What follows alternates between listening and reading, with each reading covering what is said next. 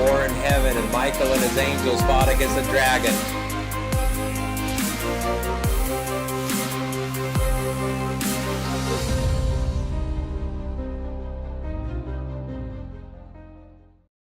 Today's subject is, as you can see, progressively moving through the Jewish holidays. We did digress on Saturday to Purim, which was kind of before the Pesach, but then we picked up the Tisha B'Av, the 9th of Av, the day of fasting, and talked about this. But now we're back, as you will learn, in the book of Leviticus. Because, as I mentioned, the Tisha B'Av is a sad day, after which every Shabbat, every Sabbath, in synagogues, special readings of the prophets are done, mainly from the book of Isaiah, different chapters from 40 to 55, the chapters that are dealing with comforting Israel. And Isaiah does a great deal. He does criticize Israel a lot, but then he comforts. And the prophets actually does represent how God deals with us. When we fall away from him, God may do some things which we may not like. And we can feel, he's heavy-handed to us. But when we realize, we come to our senses and realization, he will do everything to comfort us. So, over the almost 2 months, so 6 Shabbats, there are 6 readings of the prophets that lead to the main event. And the event is Rosh Hashanah. And so, Rosh Hashanah, here is the word, literally means Rosh means a head, and Shana means a year. So, the head of the year, that is the new year. Ooh, the new year. I don't know if you can see and recognize those images. Probably not. Can you recognize what's that? This is the big clock which was on the Kremlin Tower. Every December 31st at 23:59, I'm using the European way, which is 11:59 p.m., this image would come up on our TV screens, and we would hear the boom, bam, bam, 12 hours, and the new year, and of course, ta-da, it doesn't show the glass with champagne. And who do you think this is? Is that you? That looks like Santa to you, right? No! This is in Russian called the Grandfather Frost. How did it happen? You see, in the 20s, when Stalin regime settled in and Christianity altogether was banned, together with Judaism and Islam, so religion was completely banned, and all the ministers were put to Siberia, to Gulag, if you know what this word means, but anyway, the labor camps. So the new ideology had to come. Christmas? Oh, no. No Christmas. New Year. That was a new idea. Well, in Russian, you're correct, it's called Saint Nicholas. In fact, Santa in Western tradition was never serious because Catholics never canonized Saint Nicholas. But Eastern Orthodox did canonize Saint Nicholas. That's why Western Santa is riding the sled with the deer, whatever. You know it better. In Russian tradition, Saint Nicholas is one of the patron saints of the house. You walk into a serious Orthodox family house, Eastern Orthodox, and especially in Ukraine, and you will see, that in the house of the serious Orthodox people, there is a corner, and in this corner will be a special shelf, and on it there will be an icon. And different people would have different icon of a different saint, Some would have Mary, some would have Saint Barbara the Martyr, but especially Ukraine, where I happen to come from, Saint Nicholas would be the prevalent patron saint. So what did Stalin do? It's not Stalin, it was his Minister of Education. They turned this into a Grandfather Frost. And the Grandfather Frost has a granddaughter, a snow girl. That one is not very typical in what's Christmas, secular Christmas in America, right?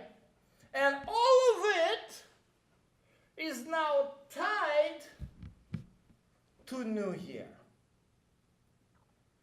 Honestly, if anything, Mr. Stalin did good, I think it was that. You know why? I'll tell you. Look at the tree and things. This is all New Year tree. So, children want to play winter? Go ahead, play winter. No harm is made if you just play winter. But when people have Christmas and put all this entourage, the hats, the tree, the decoration, the gifts. Wait a second. What does it all have to do with the birth of Jesus? Tell me. I want to tell you one thing. I look at the children here. They get seriously confused. They get seriously confused over this subject. People often tell me, why are you against Christmas? We need to talk to people about the birth of Jesus. Well, even though we do know biblically that Jesus wasn't born on December 25, he was mostly likely born, I'll tell you when you come on Friday. So, I'm going to tell you what possible dates of the Jesus birth now. But, okay, I'm fine. All Christian world is talking about Christmas, and they kind of know that Jesus is somewhere there. So let's talk about the birth of Jesus. But why in the world, when I talk about the birth of Jesus, do I have to wear this red and white funny hat? What does that have to do? Was Jesus having that as his sleeping hat when there's a baby, or what? Or was it Joseph wearing it when he took Jesus to circumcise? What's this hat does to do? I mean, why do we have to, all this entourage, which, that's the problem. We've talked about this many times, and I'll keep repeating it. The logical questions that are in the children's textbook find something that doesn't fit. None of these stuff fits the story of Jesus. Neither tree, nor the hat, nor any of this stuff. But why do Christians do it? Just because they want to have fun. And behind this fun, I can see they're losing perspective. They're losing perspective. Everybody likes fairy tales. Christians love Christian fairy tales. They want a farmhouse. They want all kinds of farm animals. I'll never forget how in one church during the Christmas choral singing, and the choral name was Away in the Manger, all the kids were to display all the farm animals, and my son was given to display the pig. And my wife asked the organizer, what does pig have to do with that? I mean, wasn't Jesus, even if you believe Jesus was born on a farm, wasn't he born on a Jewish farm?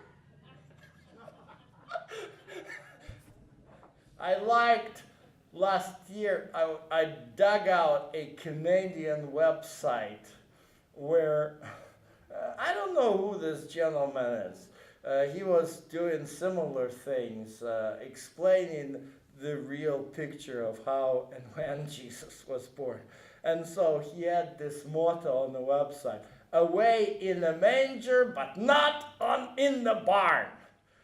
So, anyway, going back to the new year. Yes, this is the big band. So, do you see what's happening in the new year? What is in common between these pictures and these pictures for the new year? Pageantry, celebration. Light and celebration. But light, right? Fireworks, yeah. What the fireworks are on the Times Square in London. Boy, oh boy. Do you know why New Year is associated with light? Because the New Year is celebrated right after the winter solstice. So pagan ancestors of Europeans were very superstitious, and they believed that, you live through the God of darkness period, and if you survive the God of darkness, then there is a light, and now you have to celebrate it with lots of light. Well, but let me show you the biblical images of a new year. Well, not everything is biblical. Tell me what is biblical on this picture and what is extra biblical on this picture. Shofar. It is what? Biblical. Biblical. Yeah. And what is extra biblical? Apples. Well, apple and honey. Apple is definitely an influence of the Ashkenazic Jewish culture. Lots of things. And I tell you, my mom knows how to cook gefilte fish. I know there are many people here in America who hate the gefilte fish. And I know why. Because somewhere I tell my American Jewish friends who come from Eastern Europe that your ancestors, when they were on boats, they lost the fish and brought only the gefilte. Gefilte in German means stuffing, and that's what you get. But trust me that there was no such a thing as a gefilte fish in first century Judea. This has even the German name to it, because of course dagim is the fish, but fish is German as well as Yiddish. Well, so you get some culture. But let's try to, go through this culture and sort out what is important about the new year. And since we're talking about the new year, I will have to bring you to a Jewish tradition as it's recorded in the Mishnah and the tractate Rosh Hashanah, as you can see. And I've already talked to you about this, but this is the actual text. There are 4 new years. So the first day of Nisan, that's what is in the Bible, Exodus chapter 12. The first day of Elul. Elul is the month which is before the current one. So we are now the 15th, where now it's full moon. You can kind of take a look. It's a full moon. Was yesterday. It's kind of a little less now. But we are now in the month of Tishri, but the month preceding the Tishri is Elul. And so, guess what? This is usually when sheep giving birth to ewes and cows giving birth to calves. And so, yes, there is some finances involved, and you need to know how to tithe from that. And so, yeah, they did have this one as another type of new year. As we talked about before, in our system, the tax year ends on April 15th, right? And in some, in our budget, I forget when the financial year begins. Anyway, but it's not January 1. So it's the same idea. Then, the third one was the first day of Tishrei is the new year for reckoning the years, sabbatical years, and jubilees for planting trees and vegetables. What is the sabbatical year and jubilee? That is very important. Take a look, for example, the laws that regulated slavery. And they're so different than what we as Americans are used to in our own history, right? But it says there in Exodus 21, if you acquire a slave, a Hebrew slave, and how do you acquire a Hebrew slave? Trust me, there was no slave market. There was a system of penitentiary. The Old Testament slavery was a way of creating a penitentiary system. I'll give you an example. The law says in the Torah, if you happen to steal an ox, you have to pay 5 oxen for an ox. Whoa. An ox is your S-Class Mercedes. It's $100,000. $500,000 will put you bankrupt. If he's bankrupt, how in the world is going to pay for it? Well, this is when the system works. So someone comes, and so he has an outstanding $500,000 debt. Someone buys it for $50,000. And so now this person who stole belongs to the one who bought his debt. But this is not a slavery. It's more of like what we know in our history, if I'm correctly saying it, indentured servitude, correct? Yeah, so six years he works, and then he goes. So that's one of the ways. So how do you count? You count on the 1st of Tishri. So 1st of Tishri is your year, your date from where you count.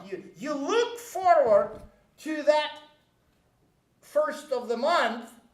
You look forward if you're enslaved in the indentured servitude for whatever you have done with your finances in your life, because after 6 of this, you're going to be set free. And the year Jubilee, wow, what's the Jubilee? I'll tell you. I tell you. Do you hate credit card debts? And they will hang on you, and they'll hang on you over your family, right? But God made a system. You got 7 these periods of Jubilee, of this 7 years, so 49 years. On the 50th year, all the debts are written off. Can you imagine? And there is a strict prohibition against trying to withhold lending before the Jubilee arrives. So somebody just came and bought the house and discovered that it's pretty hefty mortgage, much more than he can afford. Well, he can be just blessed by suddenly discovering that he has to pay it for 3 years. And then his mortgage is no longer his, and he owns that nice, expensive house free and clear. Wow. That's what Rosh Hashanah is all about. So, somebody heavy in debt is waiting, eagerly waiting for that Rosh Hashanah number 50 of the year of Jubilee. And so there's always time to look. And then the first day of Shevat is the new year of the trees, and that's also finance. So as you can see, you have 2 new years that have spiritual significance and 2 new years that have financial significance. So, Rasha, when did all this stop? oh, these? Right. Oh, this counting? Right. Oh, it still exists. When it stopped, the only what stopped, when did it stop? The only what actually stopped is the counting of tithe. Because in the diaspora there is no tithe, and those who've been a member of the synagogue knows that they don't care how many trees grow in your backyard. They want you to bring your financial statement from your work, and they will assess your dues, and you better pay them, right, if you want to be a member of the synagogue. But yeah, this all stopped after the destruction of the Second Temple in 70 AD. But the beginning of the new year of course, there's no kings, and that the spiritual meaning of the Pesach and the Rosh Hashanah still continues. But you get forgiving of debt. Ah, that's what you're asking. Right, money. Oh, yeah. With the destruction of the Second Temple, yeah, it stopped. And probably earlier than that. But if somebody didn't live that long, I mean, people didn't live very long back then. So what happened was that it went to the second generation. And that would be forgiven on the second. Okay, so it was kept on until our... Yeah. The second generation would pay and forgive. Yeah. And I would say even more, probably to make sure, I wasn't sure what you were asking about the Jubilee. Probably it stopped. I'm wrong. the way how Jubilee actually began to have problems is it stopped with the destruction of the first temple, actually before that. In fact, the first temple was destroyed partially because people stopped being merciful to each other, and lenders continued harassing people and stiffing them for money, enslaving people for longer. And that was the reason why God said, I'm through with you, I will allow Nebuchadnezzar to come and destroy the temple. Is there a spiritual sense of Jubilee, though, even though we don't have to fight it? Oh yeah, absolutely. Thank you for that question about the spiritual meaning of Jubilee, because yes, that was when we see in the book of Isaiah the role of the Messiah. It says, the Spirit of the Lord God is upon me, and He sent me to proclaim the year of Jubilee. So that's the role of the Messiah. So these years of Jubilees were basically symbols of what the Messianic kingdom would look like. So, yeah, thank you for your questions. We will continue. So, talking about the Jubilee and the Rosh Hashanah, very important. But there is another aspect of it. Take a look at the next statement from the Mishnah. Beyond just simple reckoning of money, 4 seasons of the year, the world is judged at Passover for grain. What's that supposed to mean? I have to divulge you a little bit on the rabbinic literature. But think about it this way. Passover is a time when you, right after that, you start cutting your barley. And you will see how you've been judged. Mercifully, with rains that now you have enough to put in your coffers, or you have very scarce and you better prepare for famine. Okay? So the Pentecost for the fruit of the tree. Yes, in the summer, you have a fig tree and other trees that bloom, and by the Pentecost, you know how many buds you have and on different fruit trees, and how is your date palms are going to perform. And so now you know what to look forward. This is going to be a dry season, and if you have the green fruits hanging out, they'll ripen. But look at the third bullet.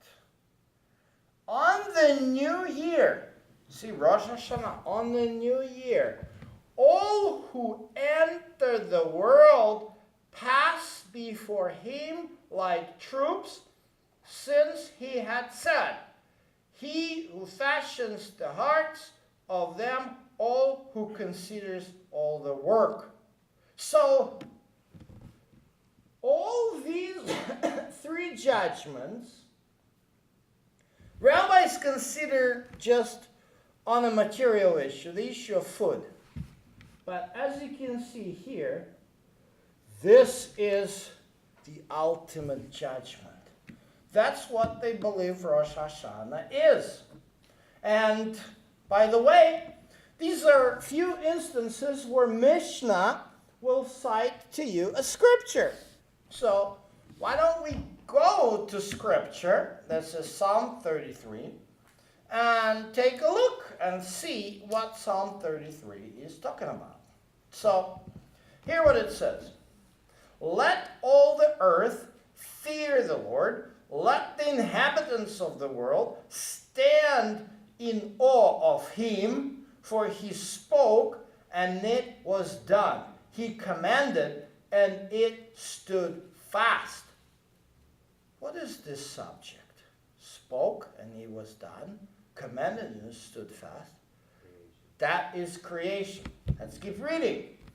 The Lord brings the counsel of the nations to nothing. He makes plans of the people of no effect. The counsel of the Lord stands forever, the plans of his heart to all generation. Blessed is the nation whose God is the Lord, the people he has chosen as his own inheritance. The Lord looks from heaven and sees the sons of men. From place of his dwelling, he looked to all inhabitants of the earth. You see, we talked yesterday about the temple in heaven. You see, there is a place of his dwelling. The place of his dwelling. The sanctuary which Moses built in the desert, which later became the Temple of Solomon, which was destroyed by Nebuchadnezzar, and then it was rebuilt, and then it was destroyed again. All this was just an image of the place of inhabitants of God, which is in heaven. And that's why I'll remind you that yesterday we looked at how John the Revelator in the New Testament, in the book of Apocalypse, actually describes that he sees in the temple of God the menorah, the Ark of the Covenant, and other things. So all what was on this earth and was destroyed was just a copy, an image, so the real thing was not destroyed. So that was what we talked about Tisha B'Av. That's what the consolation is all about. It's like, suppose you have, there is pretty recently, they had a huge fire in Brazil, and the National Brazilian Gallery burned with many, many exhibits. A horrible thing.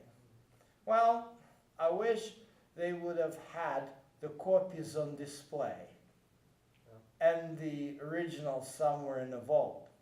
Then they would say, yeah, we can restore it easily. Unfortunately, it wasn't the case.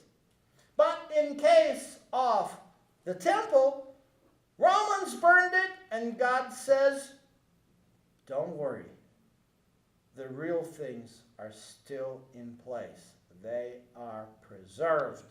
And so, because God has his dwelling place, and from his dwelling place, as we read right here, he looks on all inhabitants of the earth. He fashions their hearts individually. He judges all their works. So this is, you see what happens? God the Creator judges the world. Take a look at another similar psalm, Psalm 24. And all these psalms are actually the psalms that are recited during the Rosh Hashanah liturgy in synagogue. The earth is the Lord's and all its fullness, the world and those who dwell therein. For he has founded it upon the seas and established it upon the waters. Again, the subject of creation. But now, see how it switches? Who may ascend into the hill of the Lord? Or who may stand in his holy place? Again, there is a holy place of God. Okay? He who has clean hands and pure heart, who has not lifted up his soul to an idol, nor sworn deceitfully, he shall receive the blessing from the Lord and the righteousness from God of his salvation. This is Jacob, the generation of those who seek him, who seek your face. And now the third stanza. Lift up your heads, O gates, and be lifted up your everlasting doors, and the King of glory shall come in. Who is the King of glory? The Lord strong and mighty. He is mighty in the battle. He is the King of glory. So you see these three stanzas of the psalm. And psalm is nothing else but just a hymn. That's what they were singing in the temple. This is what in synagogues is sang every year on Rosh Hashanah. And there are three subjects there, three themes in the psalm: creation, judgment, and the coming of the King. And that is exactly what the entire fall season is for Jewish people. When you look at the way how the service in Mosaic sanctuary and then later on in the temple was structured, you had there daily services and sacrifices, and then yearly activities. So there were two big yearly activities. One in spring, it was a Passover. So the Passover would be the week. It would last for a week. So people would have their sacrifice done, and then for an entire week they would have no leaven and eat unleavened bread. They would start their harvest of barley. At the end, the last day of Passover week, they would have another celebrative convocation, and that was the entire Passover celebration. And we talked that the Passover celebrations actually pointed their fulfillment, their symbolic fulfillment, pointed to the death and resurrection of the Messiah. And then you have the fall. The fall is bigger. In the fall you have Rosh Hashanah, Yom Kippur. Between them are 10 days. These are viewed as 10 days of awe. And on Thursday, just remember that there won't be lectures here tomorrow and on Wednesday. The library has something here, so we have a plan for that from the beginning. So the Thursday, I hope to see you all on Thursday. We'll talk about the Yom Kippur, which is basically the very central. And then it follows by Sukkot. And so Rosh Hashanah is just an opening, the message of judgment. And so this is the three-pronged theme in a psalm: the judgment, the creation, and the coming of the Messiah. Because at the very end of it, on the Feast of Tabernacles, that's the Messiah is to come. Every time, this is when people would celebrate the Sukkot, they would wait for the Messiah. But that's going to be when we talk about Sukkot, which is going to be on Friday. So don't miss those lectures. But it is a Jewish tradition based on Psalm 24, which is very plausible, that this world was created on Rosh Hashanah. In other words, according to the text of the Hebrew Bible which we have, it is now, since the world was created, 5,779 years. So Rosh Hashanah was not the last Sunday, but it's 2 Sundays ago. It's 2 Sundays ago, so 2 weeks ago, basically.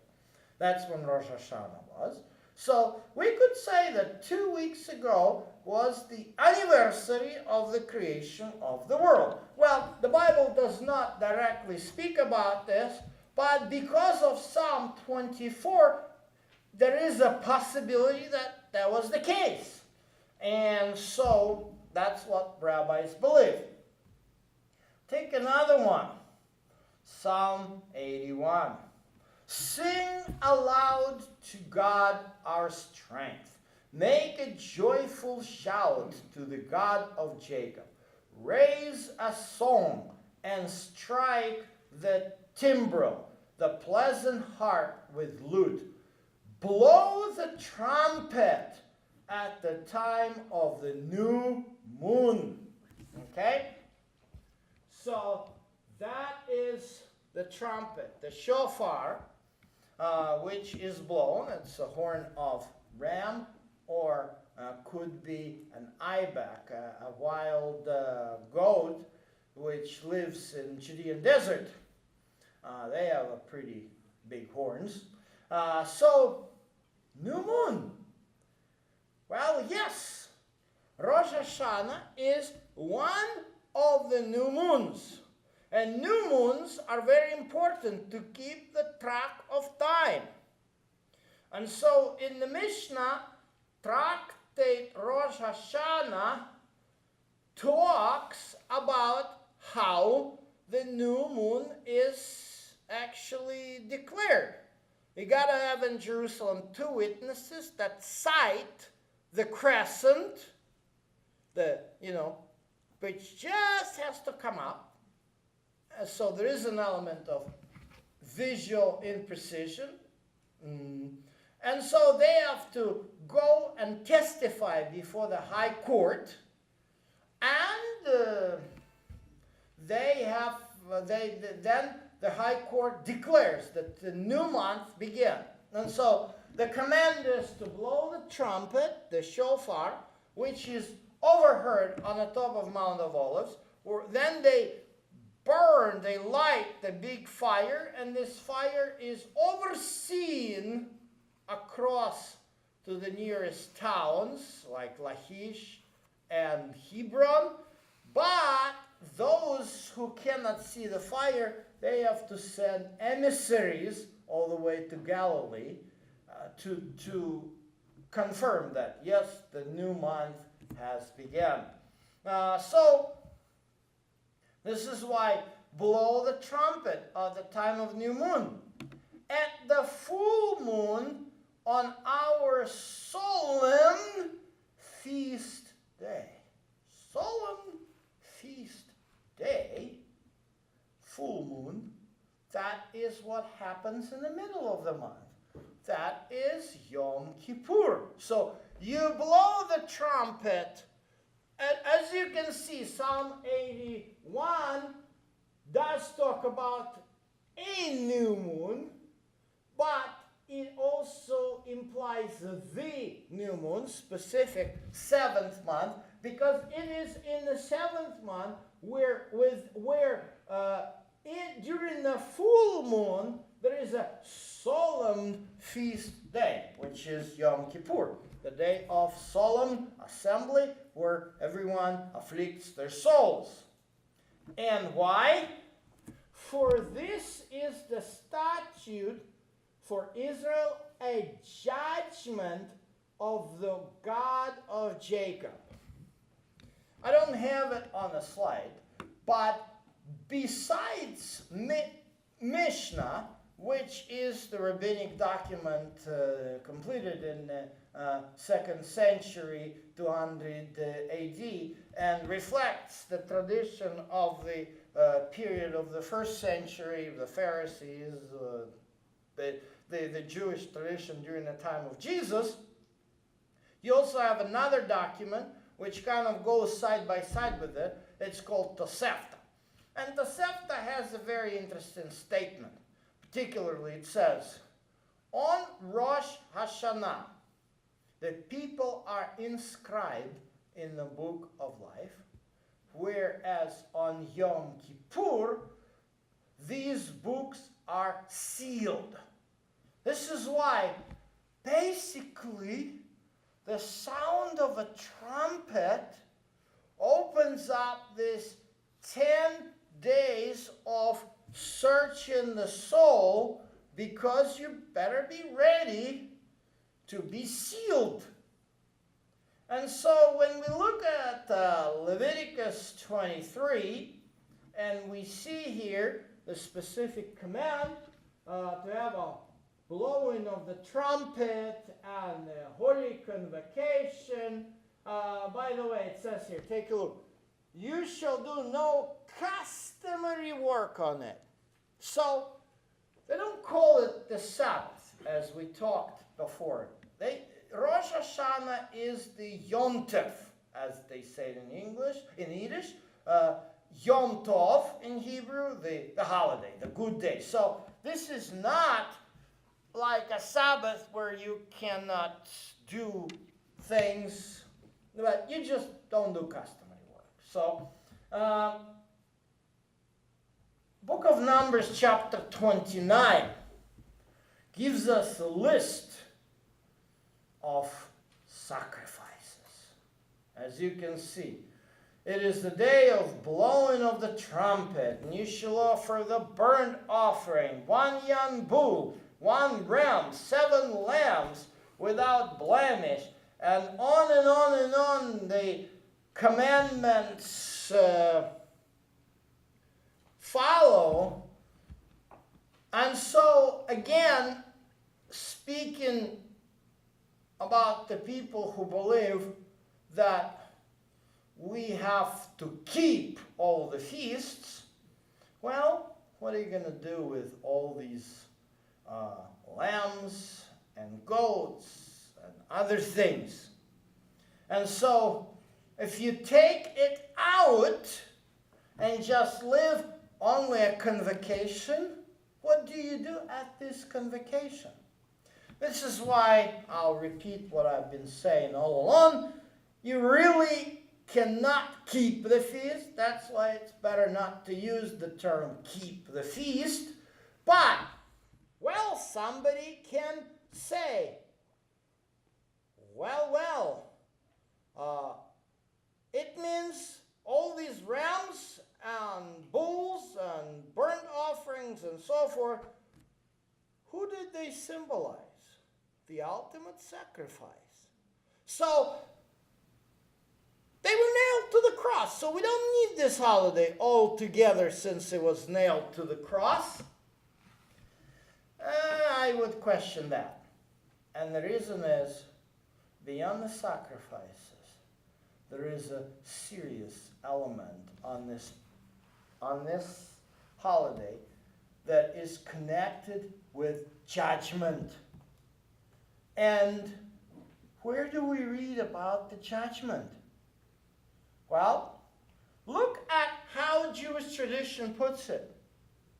Jewish tradition basically, by telling that Rosh Hashanah begins the days of judgment, Yom Kippur basically seals up the verdict, and Sukkot is the coming of the Messiah. It is actually presenting the picture of the last day events that is very contrary to a standard Christian picture. Christians are used to a totally different story. Christians are used to have first Golden Age millennium, then the coming of Christ, and then the judgment. Well, in Judaism, it's the opposite. The judgment, the coming of Messiah, and then Sukkot represents the kingdom. Who is right here? That seems to how the holidays line up. Well, let's take a look at some other passages of the Bible. And I am going to take you for a short period of time all the way to the prophecies of Daniel, and particularly chapter 7. A very interesting vision, because it's interesting that the New Testament Apocalypse was written by John, but the Old Testament Apocalypse was written by Daniel. So we're right smack reading the apocalyptic vision of Daniel, in which he saw some great sea and 4 great beasts that come up from the sea. And the first one looks very apocalyptic. A lion with eagle wings. And then you get a second one, which is a bear with 3 ribs in its mouth, between the teeth. And then the third one was like a leopard with wings. And then the fourth one is a dreadful and terrible, and he doesn't have a name for it. So the Apocalypse of Daniel is very simple to read, because usually there is right away an explanation of all of this. And here comes the explanation. These great beasts which are 4 kings that rise out of the earth. So this is kind of a picture that represents these weird apocalyptic scriptures. Well, the 4 kingdoms are quite typical for Daniel. Some years before that, Daniel interpreted the dream to the king Nebuchadnezzar of Babylon, who saw a statue which is made of 4 components: the gold, the silver, the bronze, and the iron, 4 parts of body. And so these beasts seem to correspond to these parts of the body. And it was Sir Isaac Newton who lined them together and figured out that the first beast is the Babylonian Empire, Neo-Babylonian Empire. Then the bear is Medo-Persian Empire. Leopard is Alexander the Great and Greece. And the terrible is Rome. But what are we going to do with this? Now take a look where it goes. So this is what it says. This particular beast, the terrible, has, as you can see, 10 horns. And so now Daniel is focused on the horns. And so he considers the horns, and 3 and there was another horn, a little horn, coming up among them, before whom the 3 first horns were plucked by the root. And there in this horn were eyes like an eyes of a man, and mouth speaking pompous words. And now take a look how he shifts the subject. I watched till thrones were put in place, and the Ancient of Days was seated. His garment was white as snow, and hair of his head was like pure wool. His throne was a fiery flame, and its wheels burning fire. A fiery stream issued and came forth from before him. 1,000 of thousands ministered to him. 10,000 stood before him. The court was seated, and the books were open. Oh. So that's Rosh Hashanah. That is the judgment. That seems to be what Rosh Hashanah represents. That heavenly court which we are judged. That's what the trumpet. Yeah, that is Rosh Hashanah. This is how Rosh Hashanah is prophetically predicted. And take a look what happens next. I kept looking in the night vision, and behold, with the clouds of heaven, one like the Son of Man was coming.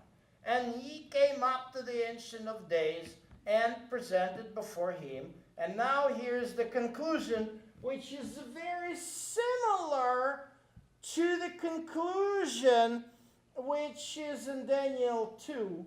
Basically, and to him was given dominion, glory, and kingdom, and peoples, and nations, and men, every language must serve him. His dominion is an everlasting dominion which will not pass away, and his kingdom is one which will not be destroyed. So you have a kingdom. Take a look at the sequence here.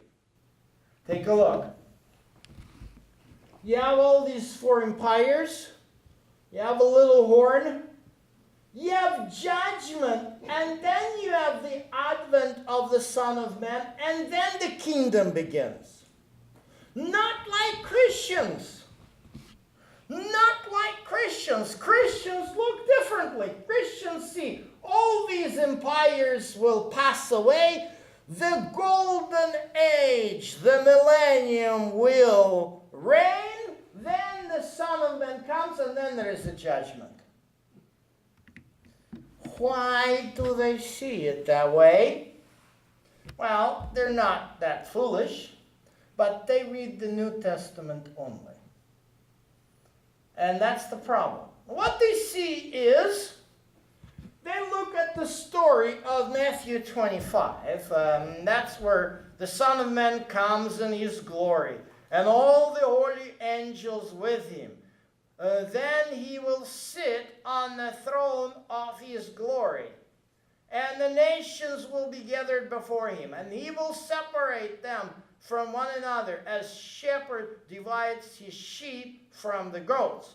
And he will set the sheep on his right hand and put the goats on his left, and the king will say to those who are on the right hand, "Come, you blessed of my Father, inherit the kingdom prepared for you from the foundation of the world." Then also it says to those who are on the left hand, "Depart from me, you cursed, into everlasting fire, prepared for the devil and his angels." So, this is the judgment as it's described in Matthew. It echoes with the judgment which is described in the book of Revelation. In the book of Revelation it says, "Then I saw a great white throne, and him who sat, from whose face the earth and the heaven fled away, and they found no place for them. And I saw the dead, small and great, standing before God, and books were opened, and another book was opened, which is the book of life, and the dead were judged according to their works by the things which were written in the books." We read this in Daniel, that the court was set and the books were opened. But this seems to be the same. But take a look. This is how the picture, the sequence of events is presented in Daniel. You have the empires of this world, then you have the judgment, and then you have the advent of the Son of Man. In the book of Revelation 19:20, it seems to be a little different. The advent of the Son of Man, the Satan is bound, the saints of the Most High receive the kingdom, the Satan is released, then the resurrection of the wicked, and then the judgment. Wow. Who is right? Daniel or John? Or maybe they're both right. And maybe, which, if we take the entire Bible, you have two judgments. One which is before the coming of the Son of Man, and another one after the coming of the Son of Man. So Rosh Hashanah is that one. Rosh Hashanah is that one. And if we neglect Rosh Hashanah, we are oblivious about the fact that there is a judgment before the coming of the Son of Man. And we are expecting some kind of a golden age of millennium, and it ain't coming. It ain't coming. But what is coming is the judgment and the Son of Man. And that is important. Because this is what Judaism and the symbolism of Leviticus 23 and the Psalms are teaching us, that we need to be inscribed in the book of life before Jesus appears.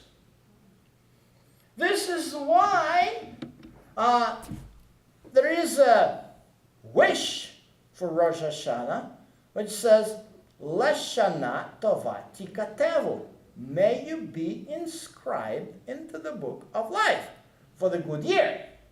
Well, in Judaism, it's only for a year.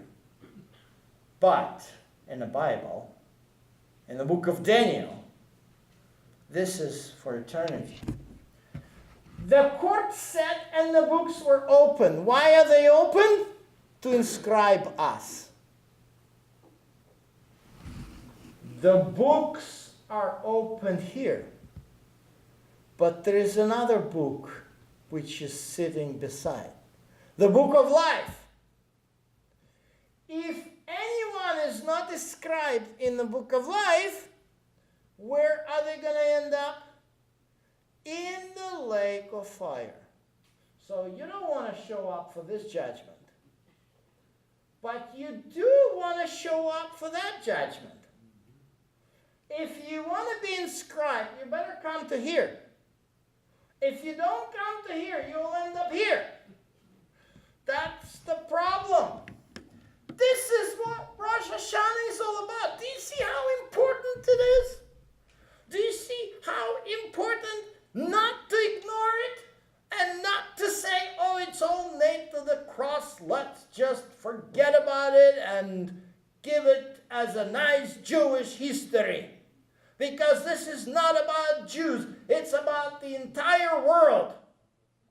The entire world is to be judged.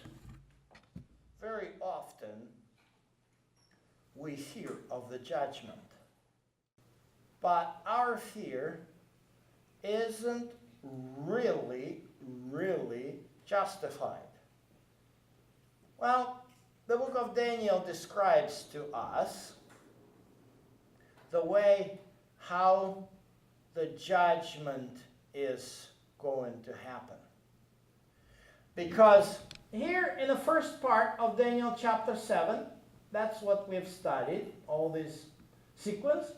But the second part, from verses 15 to 27, explains what this all means. The key part in this explanation is here. This is what it says. I beheld the same horn, made war with the saints, and prevailed against them, until the Ancient of Days came, and the judgment was given to the saints of the Most High. This is why I had this picture on the screen, the court scene. To understand what is happening in heaven on the day of judgment, we need to look at this text, 22, and take a look at the typical court scene. So, in the court scene, we have the judge. And who do you think judge is? Ancient of Days. Ancient of Days, God. Then you have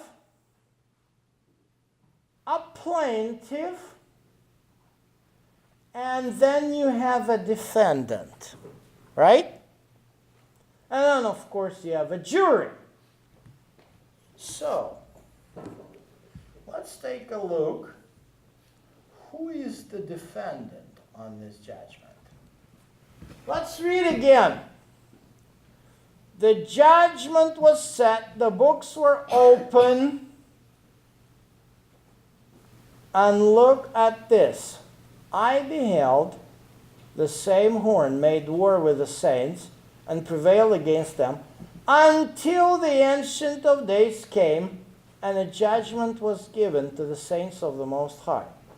This looks like this little horn here is kind of a negative character, a bad guy. Don't have time to discuss who he is, but definitely an evil power. But who is the defendant? God. He's defending himself. Oh, he's the judge. He can't be defended. Characters on trial. But judge cannot defend himself. You can't have a judge, and you can't have the judge to be set on trial. That's never going to work. Well, the saints testify of who God really is. Who is the defendant in the text? I beheld the same horn made a war with the saints. Who are the saints here in this sentence? The victims. The saints are the victims until the Ancient of Days came and the judgment was given to the saints. So the saints are the victims. Take a look. The saints do you think the saints are plaintiff or the defendants? They're bringing a case against. They're The plaintiffs. little horn. They're plaintiffs. And who is the defendant? Nope. The little horn.